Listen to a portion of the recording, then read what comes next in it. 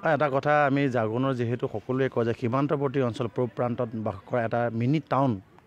আৰু mini town জাগোন আৰু জাগোনখন mini town বুলি নহয় জাগোনখন এটা মিনি ভাৰত বুলি কয় ক্ষুদ্ৰ ভাৰত কাৰণ ইয়াত বিভিন্ন জাতি জনগোষ্ঠী ভাষা ধৰ্ম নিৰ্বিশেষে সকলো লোকে বসবাস কৰে আৰু তাৰ এটা আমি এইবাৰ প্ৰথমবাৰ এটা প্ৰয়াস কৰিছোঁ যে গোৰ্খা সম্প্ৰদায়ৰ যি মহান উৎসৱ তিহাৰ উৎসৱ এই তিহাৰ বিদায় সমাৰোহ আমি সকলো জাতি জনগোষ্ঠীৰ আচলতে দল সংগঠন মিলি আমি এটা আয়োজন কৰিছোঁ আৰু এটা মেছেজ দিব বিচাৰিছোঁ সমগ্ৰ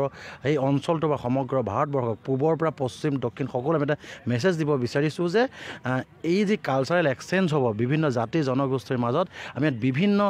জাতি জনগোষ্ঠীৰ যি খাদ্য সম্ভাৰ মেদ ভৰা সম্ভাৰ লৈ আমি আহিছোঁ আৰু লগতে আমি ইয়াৰ ইয়াত যি জাতি জনগোষ্ঠীৰ যি তেখেতলোকৰ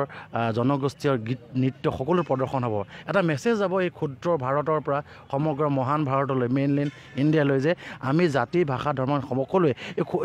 সৰু অঞ্চলটোৰ পৰা আমি সকলো যে মিলা প্ৰীতিৰে আছোঁ আৰু আমি সকলো জাতি জনগোষ্ঠীৰ যিটো কালচাৰেল এক্সচেঞ্জ হ'ব তাৰে আমি এটা বাৰ্তা দিব গৈছোঁ আৰু আমি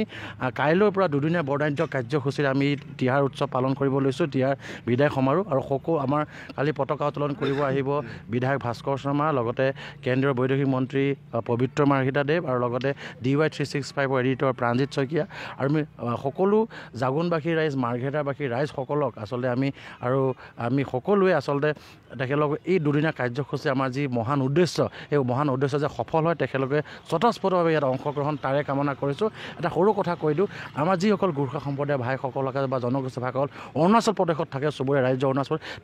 তেখেতলোকো আমাৰ ইয়াত অংশগ্ৰহণ কৰিব আৰু তেখেতলোকো আমাৰ এই কমিটিত আছে আৰু এটা ক'ব লাগিব আমাৰ কমিটিখনত আমি চালে গম পাব গুৱাহাটীখনত ইয়াত বিভিন্ন জাতি ধৰ্ম ভাষা নিৰ্ভৰ সকলো লোক ইয়াত সোমাই আছে আমি এটা কথা কৈছোঁ এটা কালচাৰেল এক্সচেঞ্জৰ বৃহৎ এটা উদাহৰণ হিচাপে আমি এই মেছেজটো দিব বিচাৰোঁ সমগ্ৰ ভাৰতবৰ্ষ